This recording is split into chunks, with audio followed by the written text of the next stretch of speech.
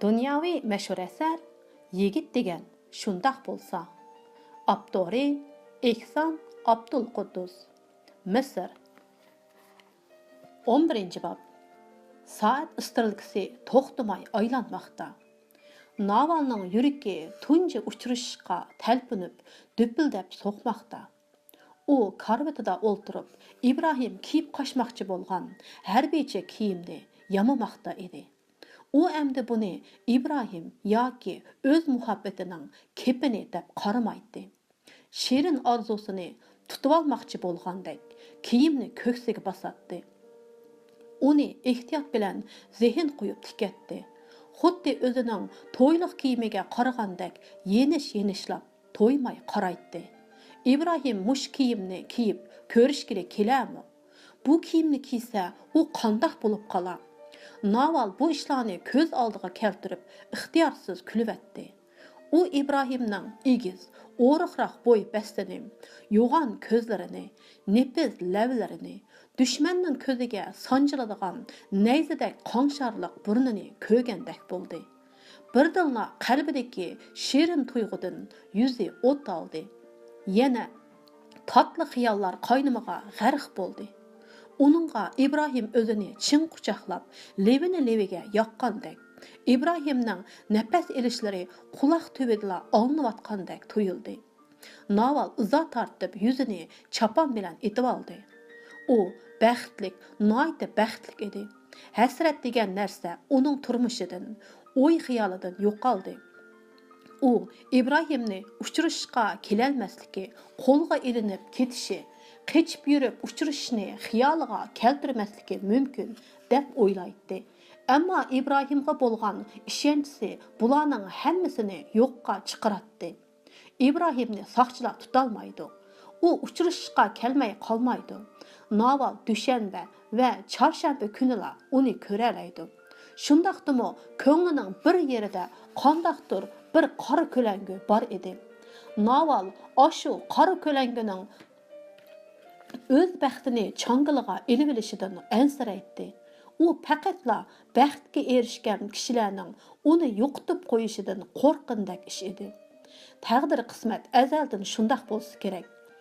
U kishilarga vaqtliqla baxt ato qiladi ekan, keyin yana qaytirib oladi ekan. İnsanlarning peshonasiga nurg'un riyozat chekish, ondan o'lish putilgan bo'lsa kerak. İnsanlar ko'mir ekan, taqdir bizni baxtsizlik o'chqig'iga tashlaydi ekan. Uningdan elib suvga selib sug'uradi ekan. Bu chaqda biz faryod ko'tardi ekanmiz. Ondan bizni tavlaydi ekan. Yana o'tqa tashlab qizdiradi ekan. Suvga soladi ekan. Hayot mana shu tariqada davomlashib biz o'lganda hamma ish tugaydi ekan. Kishilik dunyoda har qanday odam bu qismatdan qochib qutula olmaydi ekan. Har qanday odamning tegishli ko'radigan kuni bo'ladi ekan. Xudoning tarozisida baxt bilan jafo noyatda to'g'ri o'lchangan ekan. Yolg'izla baxt yoki yolg'izla jafo yo'q ekan. Bular xuddi go'sht bilan ustixondek bir-biriga jipsilashgan ekan. Naval Xudodan o'zini kulfatdan qutuldirib, baxt ato qilishni iltijo qildi. U yuragining cho'nqur qetidan, "Ah Xudo, İbrahimni o'z panohingda saqlag'aysa" degan bir sado chiqayotganligini sezib, xiyol dengiziga g'arq bo'ldi. O'zini hech qanday qo'rqinch va vasvasa bo'lmagan jannatni ko'rdi. Naval kiyimni yamab bo'lib İbrahimning yeniga mangdi. Ishikni chekib uyga tortinibgina kirdi. U kiyimni berib etib İbrahimga tikilgan edi. İkkisining ko'zi uchrashib qoldi. İbrahim uni mehribonlik va muhabbat bilan quchoqlagandek bo'ldi. Ular gap so'z qilishmadi. İbrahim kiyimni qo'liga oldi. Rahmatmi aytolmay, go'yo butun jismi ko'ziga markazlashib qolgandek mehribonlik va muhabbat ilkida Navalning ko'ziga tikildi. Naval xeligacha İbrahimdan ko'z uzalmadi. Keyin asta burilib ishga qarab mangdi. Qalbidagi shirin tuyg'udan lavlarida tabassum jilva qildi. U İbrahimga lappida qaradi-da, tortinchoqlik bilan pichirlab, "Sizda qalam bormi?" dedi va aksining ustida oldiga berib qog'oz izdadi. Hayronlik bilan uningga qarag'idicha kulib turgan Ibrohim "Nima qilasiz?" deb bu so'ramasdan ustalning oldiga kelib qalam izlashga boshladi. Naval akasining daftaridan bir varaqni yirtib olib, Ibrohimning oldiga qo'ydi. Ibrohim qo'liga qalam oldi. Naval Ibrohimga madad bermoqchi bo'lgandek ajoyib tatliq kuldi. "Qani, Alloh birdir" deb yezing, dedi Naval. Hayron bo'lgan Ibrohim qoshlarini yemirib so'radi. "Nemishqa? Yezavering, men uchun yozasiz", dedi Naval kulib. Ibrohim yozdi. Naval uningdan qog'oz va qalamni elib, oxiriga "Muhammad alayhissalom Allohning elchisidir" deb yozdi. Ondan gapni qilmay qog'ozni o'ttirdan yirtdi. Qog'ozning bir parchasida Ibrohim yozgan "Alloh birdir" degan so'z, yana bir parchasida o'zi yozgan "Muhammad alayhissalom Allohning elchisidir" degan so'z bor edi. U o'zi yozgan qog'ozni Ibrohimga berib, "Buni ching saqlang, yuttirib qo'ymang", dedi kulib. Ibrohimning yozganini o'zi oldida Ibrohimga qaramay turib, obdan qatladi.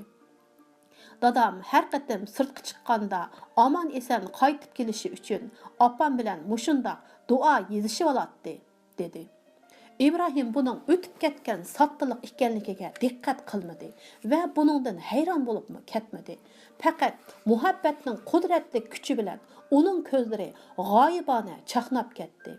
U ixtiyorsiz ikki qo'lini Navalning mo'rasiga qo'yib, hasrat bilan ichida nido qildi.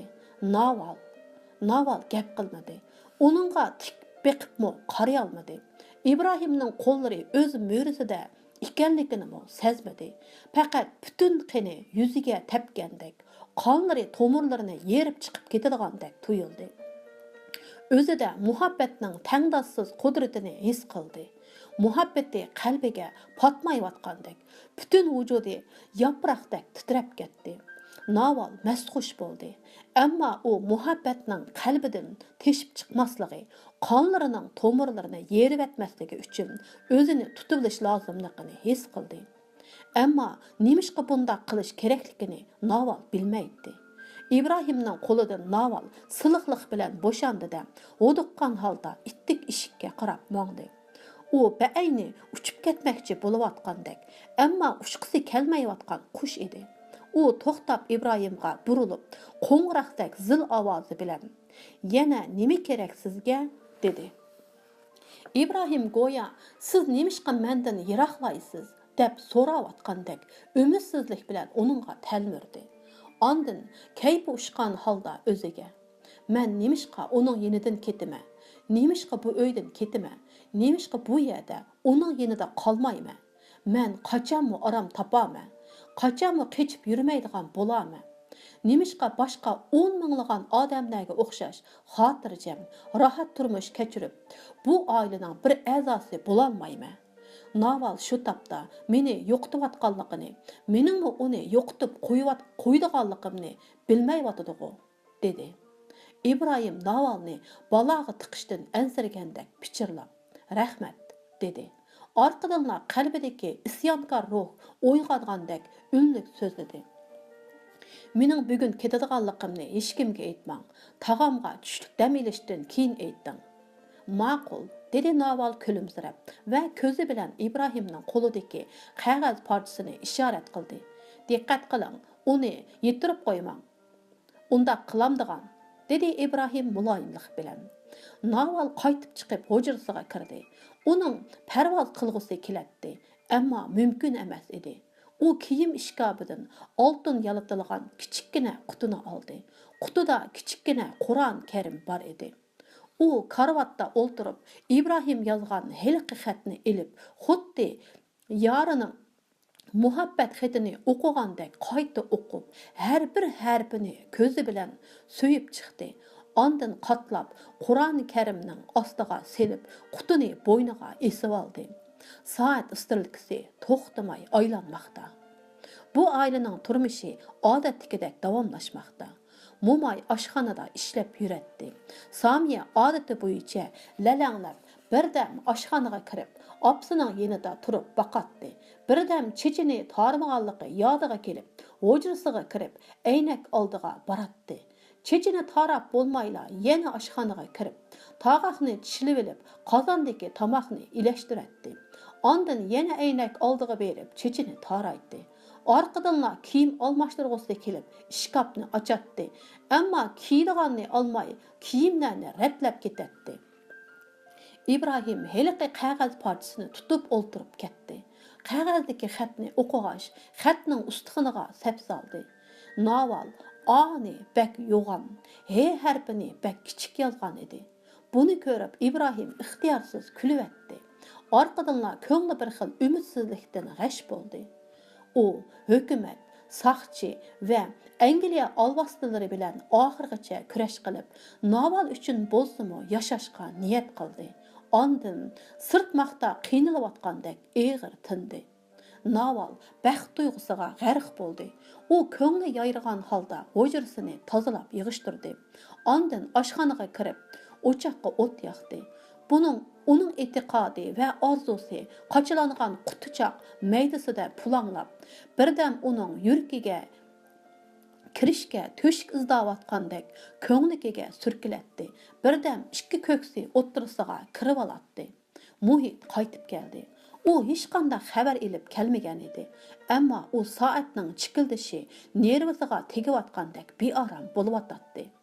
İbrahim Muhitga mening ketadiganligimni dadangga tushlik oromdan keyin aytqin deganda, u imkon qadar bu ishni biladigan odamlarni ozaytish, xabarning Abdulhamdiga anglanib kelishining oldini olish yoki bu oilaning turmush ritmiga ta'sir yetkazib qo'yib, Abdulhamdida gumon paydo qilib qo'ymaslikni ko'zda tutgan edi. Agar buni Abdulhamdi bilib qolsa, bu oilani yana nazorat qilishga boshlaydi. Agar dadam sizni do'stlari bilan qanday aloqalashdi deb so'rab qolsa, nima deyman? deb so'radi Muhit mushkul bir ishga duch kelgandek. İbrahim sal o'ylanib olib javob berdi. Maktabda İbrahimning bir do'stiga yo'liqib qolgan edim. U İbrahimni mashina bilan aketmoqchi bo'ldi, degin. Shundoq desam bo'g'idek. Sen tağamga do'stlarimning hech qaysisi mening bu yerlikimni bilmaydiganligini aytib qo'y, dedi İbrahim. To'satdan Muhitning yodiga bir ish kechib so'radi. Agar dadam sizning harbiy kiyim bilan chiqib ketayotganligingizni ko'rsa, nima deyman? Heliqi do'sti bergan demamsa? Muhit jim bo'ldi. Bovaymi qaytib keldi. U go'yo chopini ichiga İbrahimni yoshirib olgandek, chopini siyrilib ketib, İbrahimning ko'rinib qolishidan ansirgandek noyta ostimog'atdi. Chiroyidan beoromlik va g'am-g'ussa chiqib turardi. U beshiga kelgan pishkalchilikni to'la o'ylab horg'an, taqdirga tan bergan, qayta boshqa turishni xohlamaydi. Atrofida bo'layotgan ishlarni ko'rgisi, anglag'usimi yo'q edi. U bolalari bilan salomlashib bo'lib, İbrahimga berib qo'ygan deb Al-Ihrom gazetini Muhitga berdida hujrasiga kirib ketdi.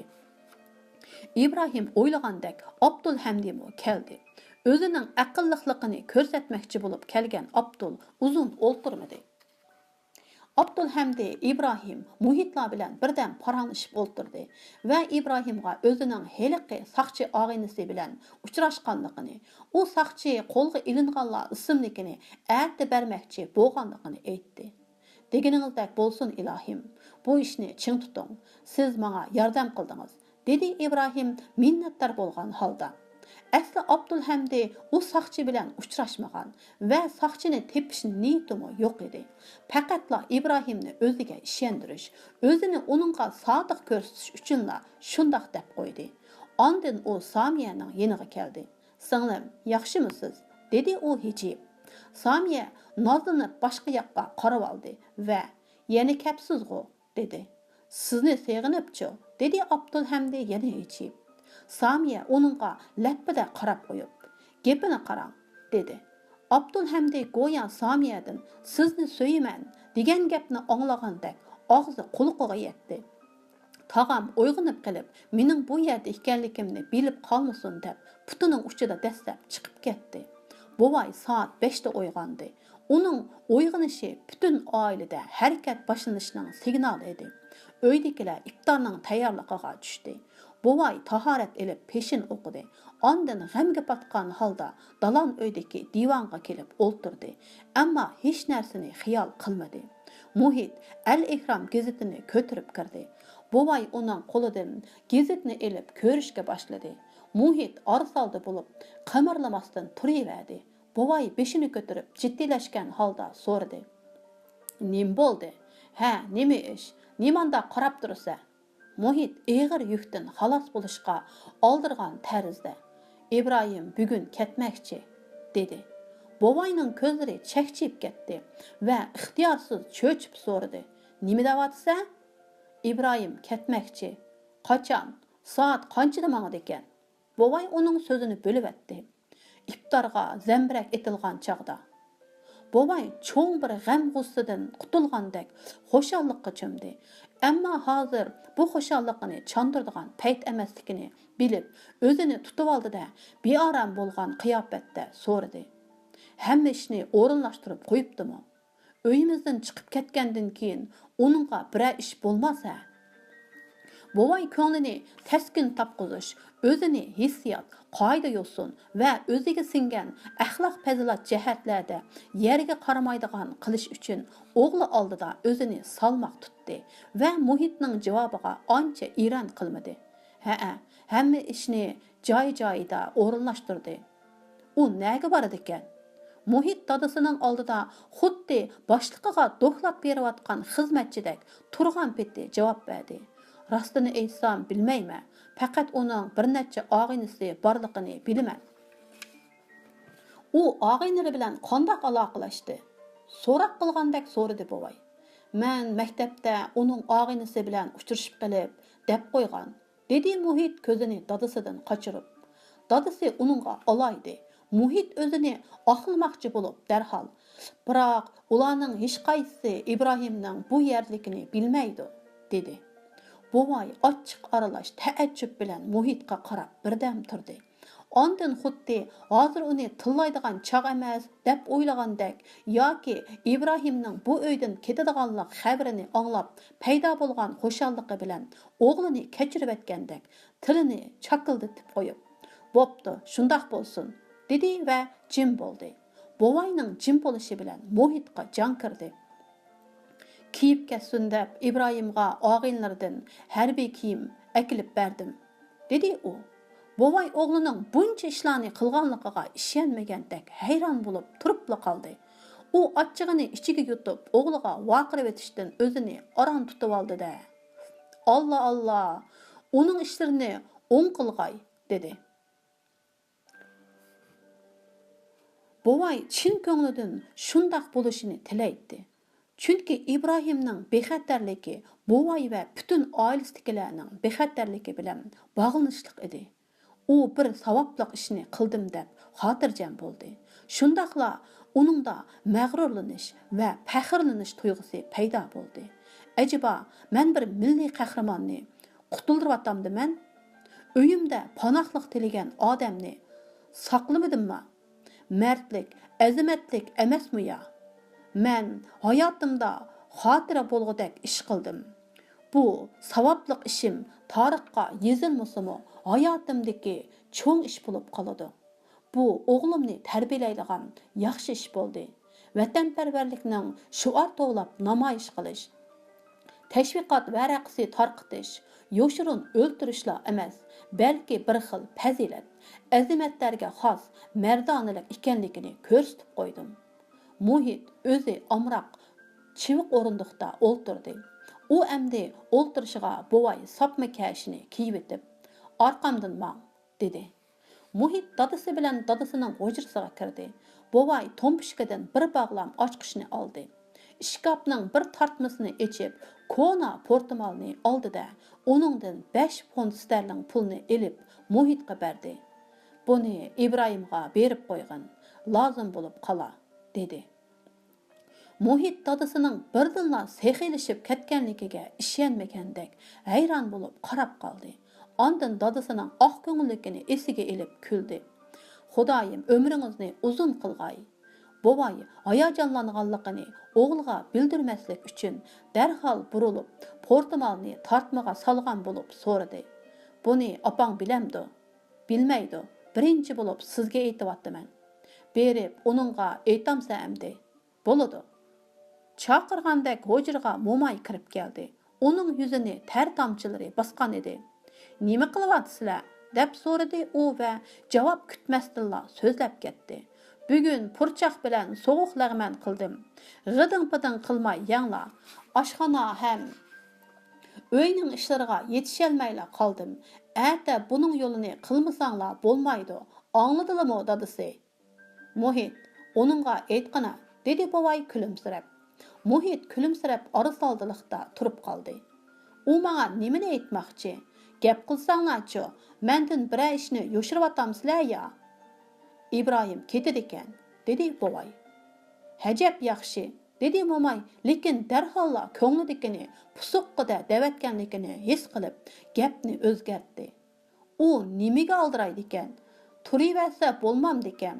Bizdan ranjib qaptimi ya? Ranjigan yoki boshqa ish bo'lg'ini yo'q. U burunla mushundaq qilmoqchi bo'lgan ekan, dedi Muhit. Momay hayajonini besib olish uchun berib sofaga o'ltirganicha jimmida bo'lib qoldi.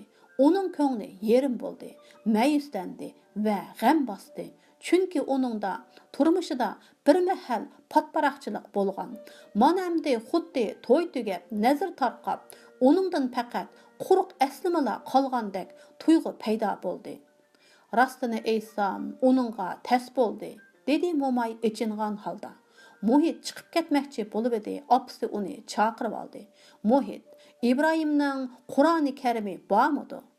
Meningcha yo'q. Momay o'rnidan turib, tompuchkining tortmasidan kichikkina Qur'oni Karimni elib, Muhitga berdi. Balam, bu Qur'oni Karimni uningga bergin. Xudoyim uni o'z panohida saqlab, opasining yeniga omon eson yetkazar. Ah Xudoyim, o'zingga oson. Apa, ko'nglingiz bek yaxshi jumo, dedi Muhit Qur'oni Karimni elib etib. Muhit bu sovg'ini İbrahimga topshirish uchun oldirab chiqib ketdi.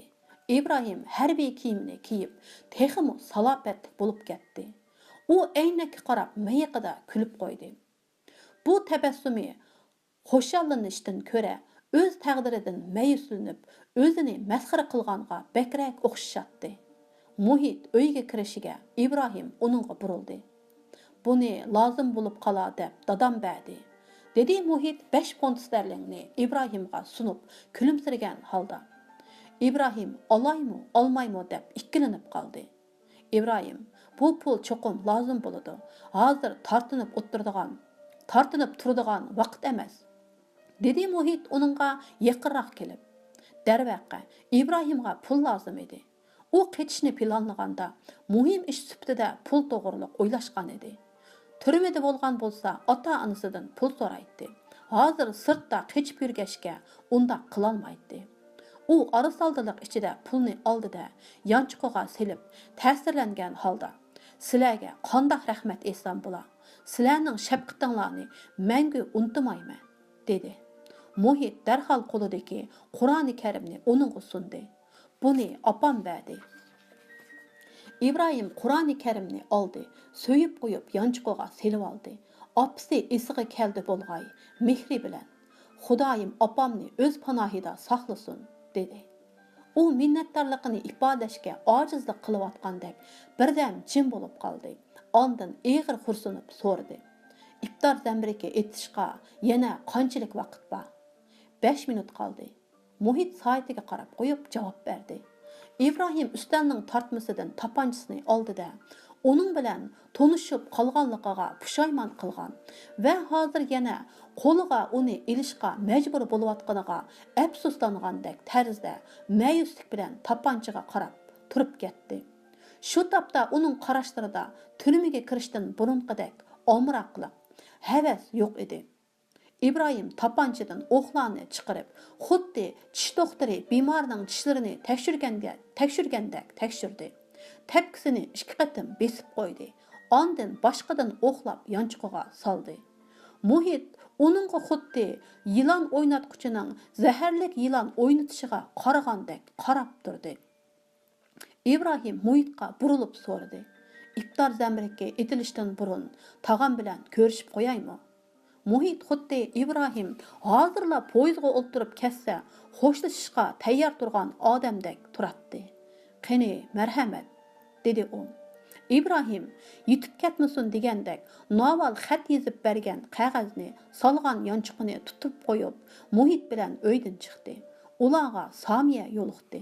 Samiya İbrahimga diqqat qilmay, harbiy kiyimini ko'rib, qo'lini ko'ksiga qo'ydi-da, past ovozda vaqirbatdi.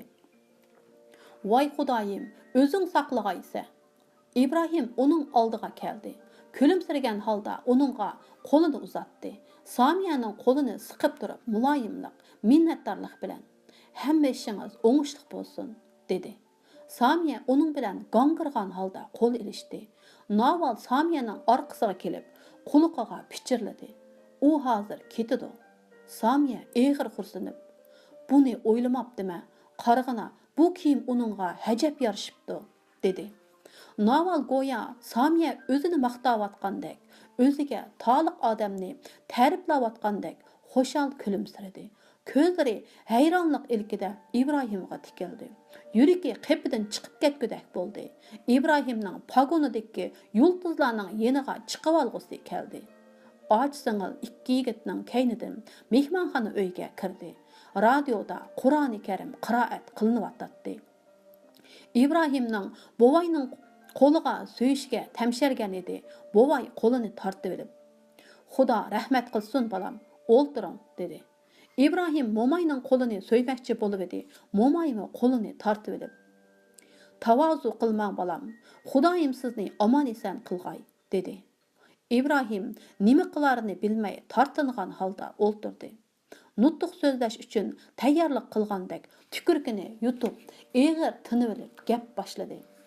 "Tag'a, sizlarga bo'lgan minnatdorligimni so'z bilan ifodalab berolmayman. Men bu uyga kelganda sizlarni haydab o'tamikin deb andisha qilgan edim. Ammo bu uyda men mushu chaqqicha hech yerda ko'rmagan vatanparvarlik qizg'inligini, mardonilikni ko'rdim." Bovay İbrahimga qaramayla uning so'zini bo'lib etdi. "Balam, bundaq gaplarni qilmang. Biz qilishga tegishli ishlarni qildik. Ammo sizni yaxshi kutalmadik. Hammadan bexatarligingiz muhim. Ehtiyot qiling. Hozir siz nihoyatda qiyin ahvolda." "Xudoyim saqla", dedi İbrahim shu an. "Balam, Alloh sizga yor bo'ladi. Alloh yaxshilarni qo'g'daydi, yomonlarni kechirmaydi", dedi momay. İbrahim teximi tamtirab ketdi. Chunki gap qilmasa texi bo'lmaydi. Gap qilay desa nima deyishni bilmaydi. U biror sado chiqamikin deb hammasining chiroyiga ko'z yugurtib chiqdi. Navalga kelganda go'yo uningdan madad tilagandek tikilib birdam turdi. Ammo Navalning ko'zlaridan muhabbatni, o'zini azobga soladigan muhabbatni ko'rdi. Navalga ko'nglidagini bildirib qo'ymaslik uchun o'zini zo'rg'a besib olib, darhol ko'zlarini Samiyaga yo'tkidi. Samiya mo zuvan surmadi. Samiyaning ko'zlaridan xuddi meyit uzlayotgandek qayg'u hasrat to'kilib turardi. Muhit yerga qarab o'ltirardi.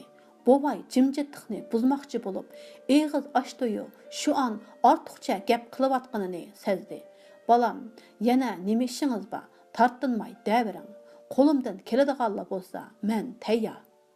"Rahmat tag'a, hali musulini ko'p avar qildim", dedi İbrahim samimilik bilan. "Xijil bo'lmang", dedi bovay. İftar zambiriga etildi. Radiodan ma'zinning ovozi anglandi. "Men tamoqni usay", dedi momay o'rnidan turib. Hamma o'rnidan turdi. Muhit ishkop ustidan jaynamozni oldi. Bovay jaynamozni soldi va qiblaga qarab namoz o'qishga boshladi.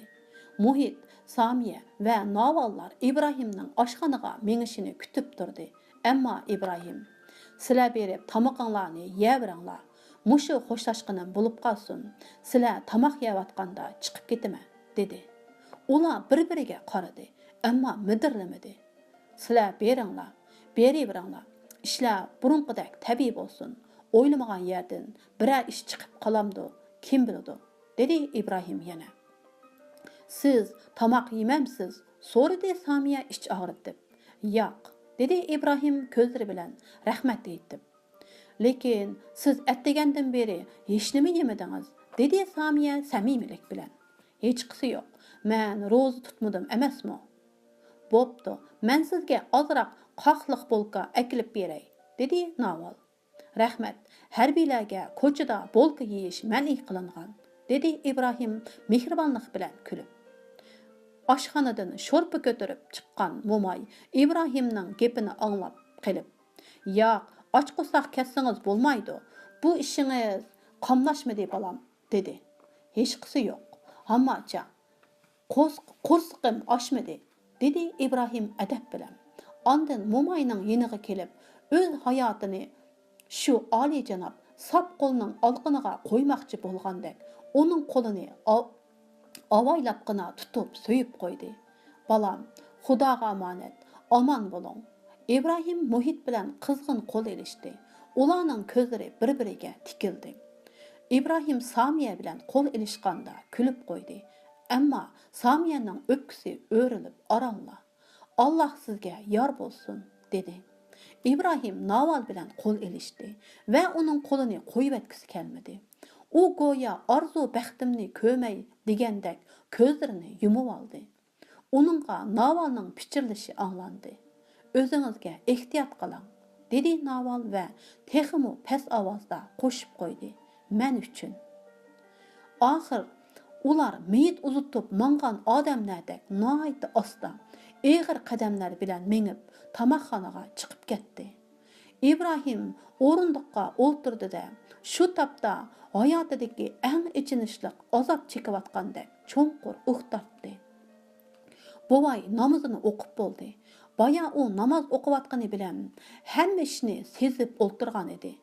Namozini o'qib bo'lib, İbrahim bilan qo'l elishdi. "Oq yo'l bo'lsin. Bu uyni o'z uyingizdek, meni o'z dadingizdek biling", dedi. İbrahim bovayning qo'liga so'yib qo'yib, "Rahmat daga, ko'p rahmat. Sal turib chiqib ketaman", dedi. Bovay beshini lang'ishtirib qo'yib chiqib ketdi. Hamma tamoq ustida cho'ridab o'ltirishatdi. Ammo hech kim gap qilmadi. Tamoqmi yemadi. Bir chaqda ular İbrahimning oyoq tevishini, eshikning asta ichilib yepilganligini angladi. İbrahim chiqib ketdi. Hammaylar yanala jimjit o'ltirdi. Tuyuqsiz Naval ustalga beshini qo'yib, o'ksib, yig'lab ketdi. Samiya uning yelkasini ostan silab qo'ydi. Orqadan umu Navalga qo'shilib yig'lab ketdi.